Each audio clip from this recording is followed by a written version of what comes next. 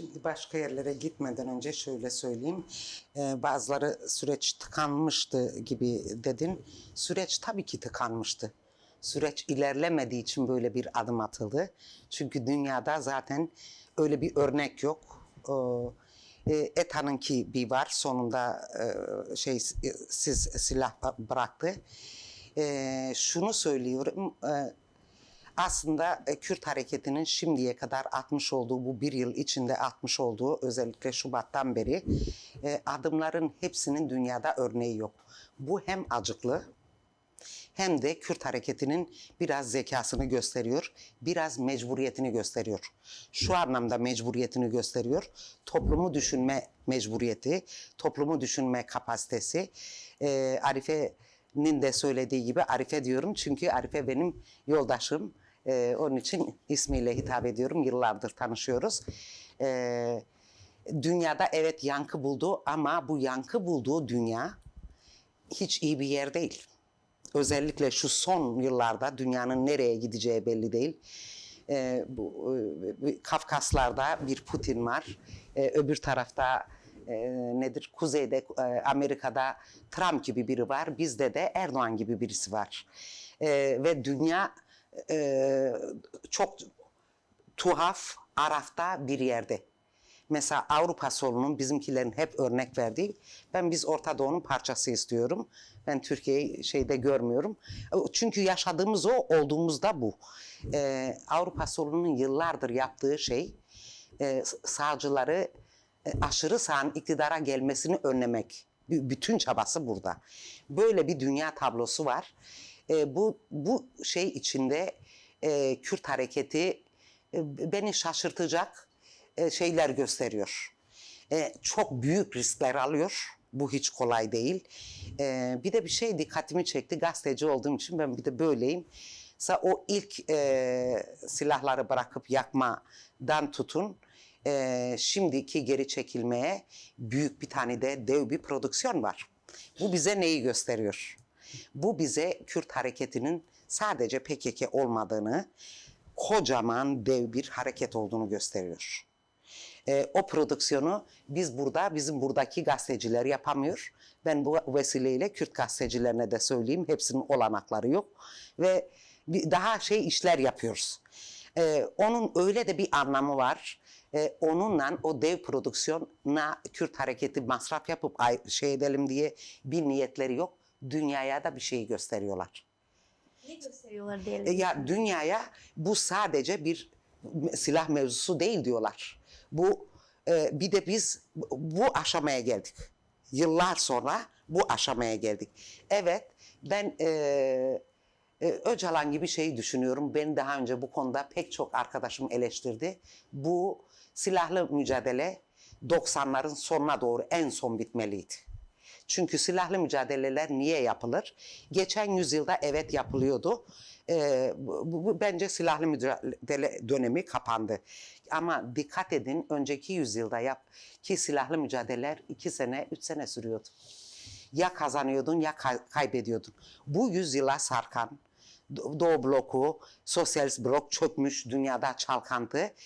Bundan sonrası artık çok zor demek. Ama ben bundaki en büyük sorumluluk şimdiye kadar o çatışmaların bitmemesi, bundaki en büyük sorumluluk elbette ki devlete ait.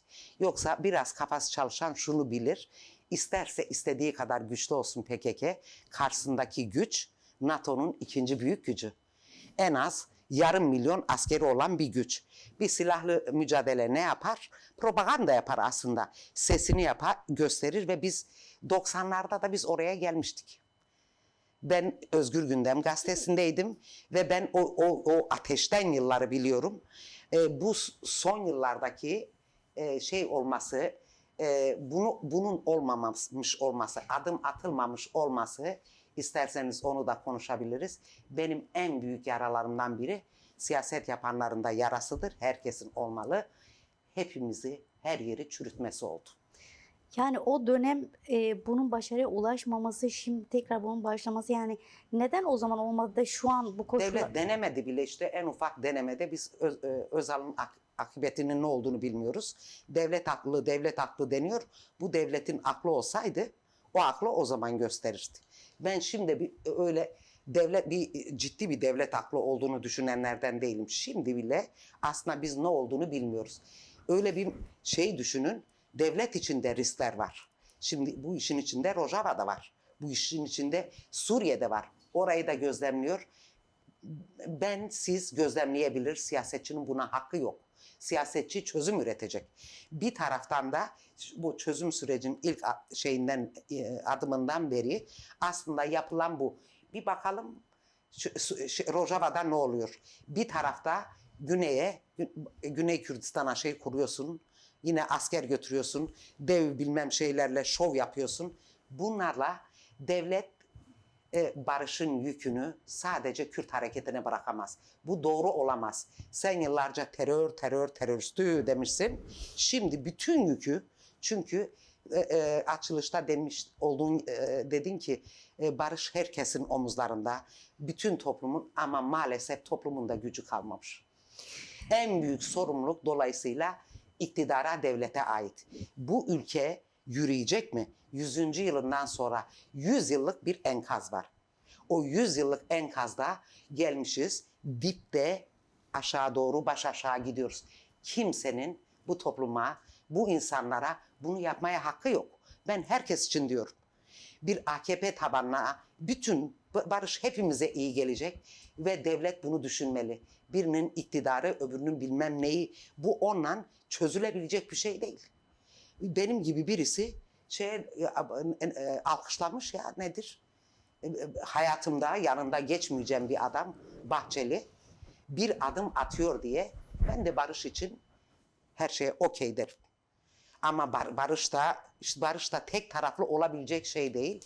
Uzattım, sorunun cevabına dönüyorum özetle. Bu son yapılan geri çekilmeyle Kürt hareketi aslında bana göre tıkanmış olan bir sürece bir nefes aldırmak istedi. Ve devlete şunu dedi. Terörü vesaireyi o ilk açıklamayla tek taraflı fesihle vesaire göstermiş oldular.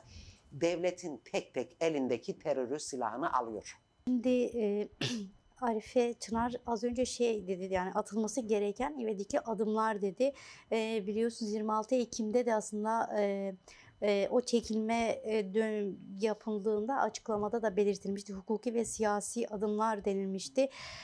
Bu adımlar nelerdir? Yani mesela siz daha önce de dediğim gibi hani baskı üzerine de daha farklı deneyimleri de incelemiştiniz, araştırmışsınız. Buna dair çalışmalarınız da var. Yani mesela bu tür süreçlerde gerçekten sürecin sağlıklı ilerleyebilmesi veya toplumda güven uyandırabilmesi gereken adımlar nelerdir?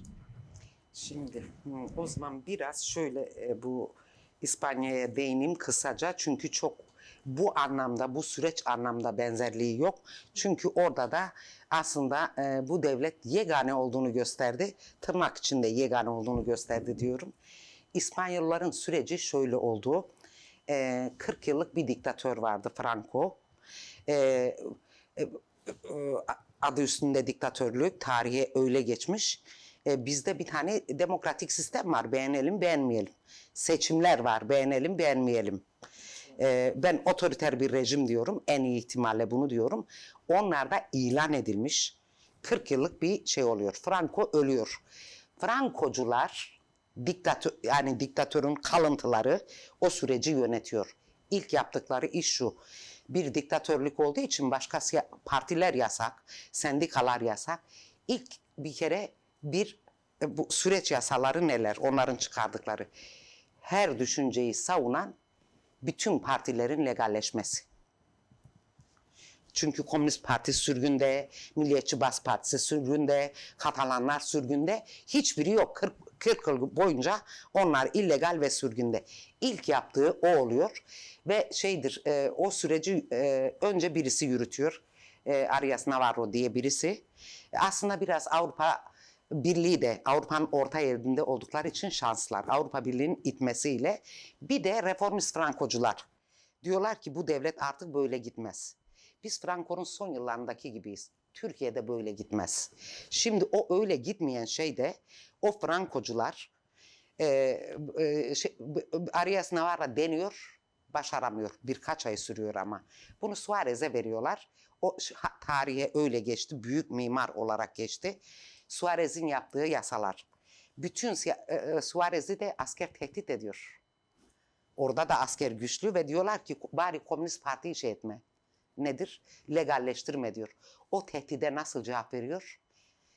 Önce Komünist Parti'yi legalleştireceğiz diyor. Onu da listeye koyuyor. Bu ondan bundan çekinerek olabilecek bir şey değil. Askerin rica ettiği bir şey, ona cevabı o reform yasasını çıkardığında bütün siyasi partiler yasallaştırılıyor. Düşünce özgürlüğünün önündeki bütün engeller kaldırılıyor. Siyasi af çıkarılıyor. Cezaevindeki siyasi nedenlerle cezaevinde olanlara da siyasi af çıkarılıyor ve şeyin önü açılıyor. Bağımsızlık dahil her görüşü silahsız savunmanın önü açılıyor. Şu anda Peki Türkiye'ye geldiğimizde dur diyorsunuz. oraya gelmeyeyim şimdi daha gelmeyeyim. Oraya gelmeden önce ondan sonra da bir otonomi süreci başlıyor. Bunlar bizim hayalimizde bile yok. Şimdi Kürt hareketi bunları konuşmadı bile, bunları söylemedi bile. Böyle bir şey, ben Kürt olarak benim haklarım var, ben söylerim. Ben Kürtleri bu yüzyılda statüsüz yaşayamaz, namümkün dedim.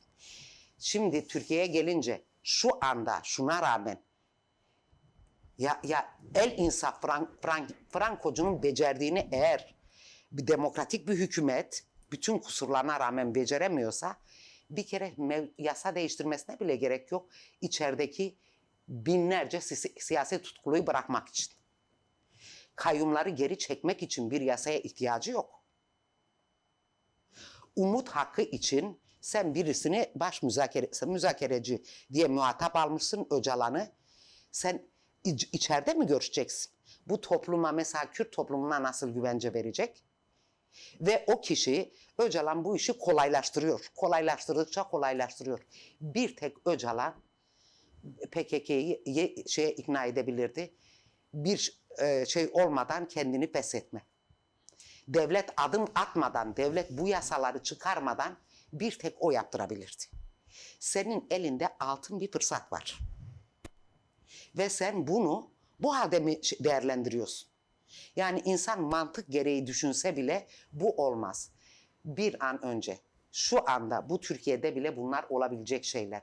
Siyasi tutukların bırakılması. Zaten bu nedir? Çoğu mevcut yasalara göre içeride olmaması gereken binlerce insan var. Evet, cezası bitmiş aslında. Figen'i var, Figen Yüksekdağ var, Selahattin Demirtaş var. Bunlar en bilinen örnekleri ama bir de bu toplumun bilmediği 10 bine yakın siyasi tutuklu var. Sen bir de onlara CHP'lileri mi ekliyorsun? Bundan güven mi vereceksin? Şimdi bu CHP'lilere yapılan operasyonlara toplum ikna mı? Rüşveti nedir, yolsuzluğu bilmem ne. Zaten her yeri çökertmişsin, her yeri yolsuzluk bataklığı. Mevzu o değil ki. Eğer mevzu yolsuzluk olsa bu AKP'ye de giderdi, MHP'lilere giderdi. Onların da kapıları çalınırdı. Mevzunun bu olmadığını hepimiz biliyoruz. Merdan Yanardağ'la ben gündem yıllarındanım. Merdan'ı gece gündüz eleştirebilir. Ulusalcı bir gazeteci ama cezaevinde artık onu bile diyemiyorum. Merdan Yağı beğenme, adam gazetecidir. Sen ona casus dersen bunu kimi ikna edeceksin? O zaman insanı toplum inancına nasıl ikna edeceksin? Peki demokratik yasalardan kastımız ne? Yani ne olması lazım şu an? Ya ondan öncesini söylüyorum. Mevcut yasaları kullan. Bir siyasi af yasası çıkar. Mesela Kürtçeyi her şeyden o aşamaya gelmedik. Bence onlar daha sonraki aşamalar. İnsanların hadi statü de demiyor Kürtler ama sen hiçbir Kürdü bu devirde eğitimsiz bırakamazsın. Hiçbir Kürdü buna ikna edemezsin. Fethi Yıldız şeyin sağ kolundan biri geçenlerde Twitter'da yazmıştı. Birilerine de cevap vermiş. Ben de kibarca ona cevap verdim. Yok diyor şey öyle değil. Fransa öyle değil. O çift resmi dil yok diyor. Dedim ki Fethi Bey İspanya'da 4 resmi dil var. Bütün İspanya'da İspanyolca resmi dil. Ama 3 tane de 17 özerk bölgesi var da o 17 özerk bölgelerin çoğunun o ayrı bir dili yok. Galicia var, Katalunya var, Bask ülkesi, bir Bask otonomisi daha var, Navarra. Bunların her birinde kendi dilleri de çift resmi dil, eşit. Biri birinin üstünde değil. Eğitim dili olarak da öyle. Kürtler özel okullarda şeye razı mı olacak? Özel okullarla Kürtçeyi mi yaşatacak? Özel kurslarla, ki onu bile, onlara bile operasyon yapıyorsun. Kürtlerin Kürtçe eğitimden vazgeçmesi namümkün. Onca yıl niye insanlar mücadele etti? Onca yıl ben 90'lı yıllarda gündemde çalıştım. Kürtçemin bile büyük bir bölümünü, hafızamın büyük bir bölümünü yitirdim. Ben buna razı olabilir miyim? Hiç kimse buna razı olamaz. Bunlar olması gereken asgari şeyler. Ama ondan öncesini yapmıyor. Şimdi Ondan öncesi ne? ya ondan öncesi işte bu içeri attığı belediye başkanlarını bırakacak. Ondan öncesi mevcut. Siyasi tutsaklar Tabii gibi. tabii. İkinci adımda bu bana göre tabii konuşuyorlardır. Ben ona karışmam. Şimdi ama akıl şunu diyor. Yani dışarıdaki biri diyor ki ikinci adım ne olabilir? Sen kolaylaştırmak için ne yapabilirsin? Siyasi tutsakları bıraktın. Bir af yasası çıkaracaksın. Üzgünüm ama Yani yok af öyle. yasası değil de özel yasalardan bahsediyor. Ondan Neyse o isimlere takmayalım. Bu siyasi af yasası diyorum, önemli değil. Biz çünkü hakikaten korkunç koşullardayız. Onun için onun bile bir önemi yok. Bu devlet ona razı değil. İki gözüm. Adını özel yasa demedik. Bu işi çözecek yasalar. O da evet PKK'liyi dağdan indirecek. Gelin burada siyaset yapın dediniz. Besehozat nasıl gelip siyaset yapacak? Nereye gelecek? Onu bırak, buradakiler siyaset yapamıyor. O koşullar yok iken o öbür türlü nasıl getireceksin? Onun için de evet buna 50 isim olabilir ama bir içeridekileri bıraktıracak bir af yasası olmalı. Sen 30 yılını müebbet almış, hangi koşullarda yargılandığı meçhul, hatta sadece birinin bilmem kara kaşını beğenmeyip sen içeri atmışsın, 30 yılını tamamlamış, onu bırakmıyorsun. Ona hala diyorsun ki de ki pişmanım. Ona hala ya örgüt yok ortada, örgüt kendini feshetmiş, ona daha hala utanmadan bunu nasıl dayatırsın? Bunu dayattığın insan, o halk onu bağrına basıyor çıkışta. Sen bu halkla böyle mi barışacaksın? Ben çok açım. Büyük dev şeyler istemiyorum bir Kürt olarak. Ben diyorum ki savaşan taraflar karar versin. Kürt hareketi ne diyorsa evet. Bir de çürüme dedik. Arife de dedi. Mesela bu uyuşturucu sorunu hanelere kadar inmiş. Tabii sadece gerçekten Kürtlerin Devletin bile toplumu... kontrolünden çıkmış. Bu çürümeyi, bu şeyi hiç kimse 2 günde sihirli bir değnek yok. Bu çatışmalı bölümü tamamlayalım dediniz. Okey, onu tamamlayın. Ondan sonra siyasi olarak mücadele etmenin olanakları da olsun. Şimdi sen ağzını açanı içeri atıyorsan, ben Kürdistan dediğimde yarın bana dava açmayacaklarını bilmiyorum. Bu haldeyken biz demokrasiyi mi konuşacağız? Demokrasi böyle bir şey mi? Şimdi bu devleti şuradan da söylüyorum. Bu yani ben iktidarımı koruyayım, odur budur. Onları geçmişiz biz. İspanya'la bir benzerliği o. İspanyolların biraz gördüğü, biraz o Frankocuların bile ne diyeyim dilime sahip çıkmaya çalışıyorum. Bunun öyle yürümeyeceğini gördükleri anda onların yaptıkları reformun %1'ini istiyoruz ya. %1'ini.